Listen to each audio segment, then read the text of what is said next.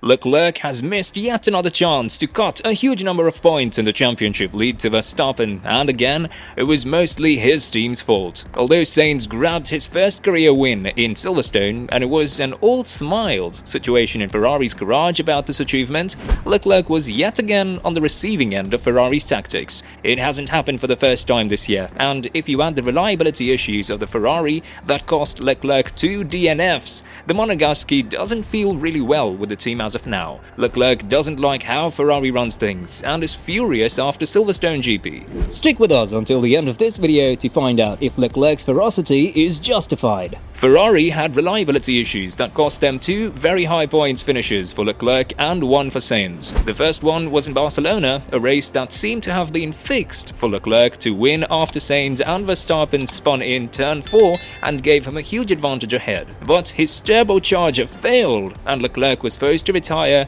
as Sainz's P4 finish was the only points that Ferrari could obtain at that race.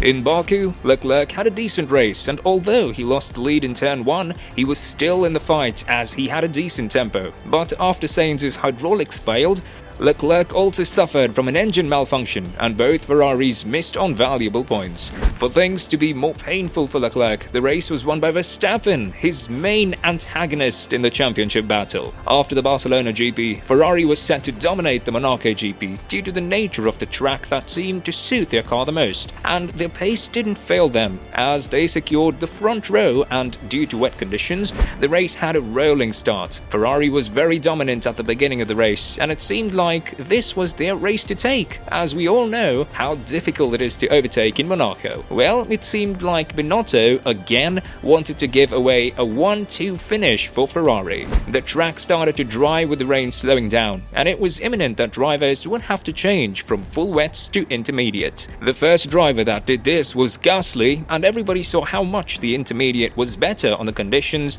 that were actually on the track. Perez was the first one of the leading 4 to pit at lap 17, and while Leclerc was so far ahead of him, he still managed to lose track position to Perez after pitting on lap 18. This was mostly due to the fact that Perez managed to do a monster first lap on the intermediate tires, as this was the first blow for Leclerc. The second one, however, was much more painful for Leclerc. The track started to dry massively, and it was very clear that drivers would have to go on the dry tires sooner rather than later. Sainz was the only one from the leading 4 that remained on full wets, and he insisted that he'll go directly on the hard compound tire from the full wet tires. This wasn't accepted by his team, and they were constantly calling him to pit, saying that the intermediate is the better choice as of now. But in lap 22, Sainz entered a change for hard compound tires. What's Leclerc's got to do here? Well, he was cool at the same time as Sainz was, not planned. This is how Leclerc lost position to Verstappen too, as he had to wait for a couple of more seconds behind Sainz for his tires to be changed.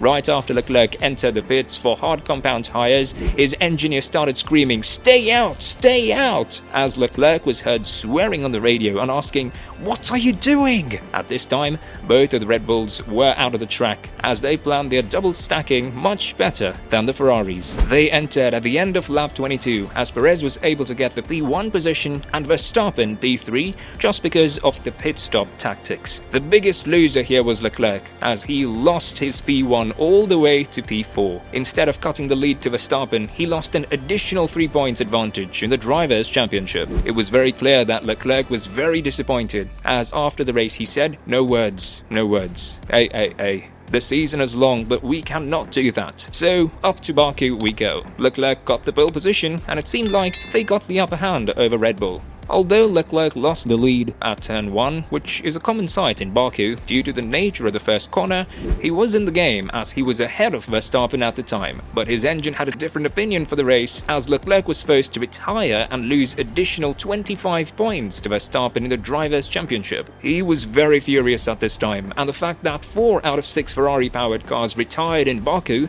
said enough for itself. This is why Leclerc had to take penalty issues in Montreal, where he finished P5 after starting at the back of the grid. However, Verstappen won the race and the lead was pushed for yet another 15 points. So Ferrari was waiting for their chance, as they hoped that at some time Red Bull wouldn't be in the front to fight with them. The chance was given to them in Silverstone when Verstappen was out of the top places due to the damage to his underfloor, and Perez was at the back because he had to change his front wing in the early stage of the race due to the contact made with Leclerc. Therefore, Ferrari had 1-2 position that they needed to maintain to the end of the race, but yet again they managed to mess it up. Leclerc was faster than Sainz, and the race between them kept going, with Leclerc being unable to pass him even with DRS. This was mostly utilized by Hamilton, who was sitting at P3 and kept pushing the free airspace ahead of him, while both the Ferraris were losing on significant time. When it became clear that Sainz couldn't keep up with the tempo of Leclerc and Hamilton, he was called in for tyre change, and the same was done with Leclerc a couple of laps later. But the story remained the same, as Sainz was slower than Hamilton and Leclerc. So after failing to comply with the 1.32.2 lap time that was given to him by his team, he was forced to give the position to Leclerc. The Monegasque started to cut time to Hamilton, who was at old medium tyres in the front, and when he entered the pits, the Briton exited behind the two Ferraris. So far it seems like a good story for Ferrari.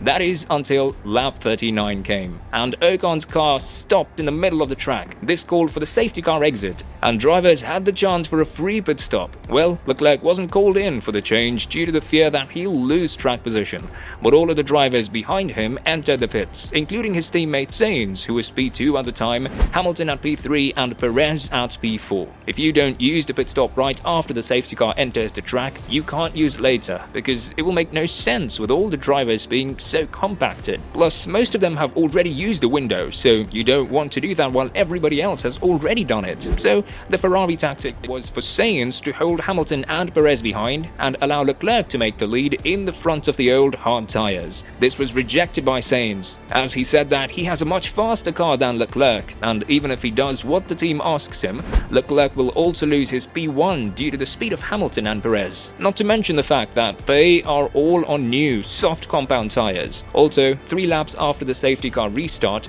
DRS will be available for Hamilton and Perez in the fight with Sainz, but the Spaniard won't be able to use it with Leclerc, as he would be more than a second away. So Sainz decided to make the move right after the restart and pass Leclerc. At the same time, Perez passed Hamilton too, so Leclerc was left like a sitting duck to fight with Perez and Hamilton. In the fierce fight that saw Hamilton overtaking both of them on one occasion, the outcome was P1 Sainz, P2 Perez, P3 Hamilton and P4 Leclerc. Yet another very familiar scenario with Leclerc, as he lost 3 positions in the last laps of the race just because of missed tactics by the team. This is more than enough for Leclerc to not trust his team in situations like this, something that Sainz has done twice and has resulted in him receiving better results. I think that if Leclerc decides to be more independent and not blindly trust his team, he will be in a much better position to fight for fights and podiums. In a race where he could have easily cut 20 points to the lead of Verstappen, Leclerc managed to cut just 8 points. Not just that,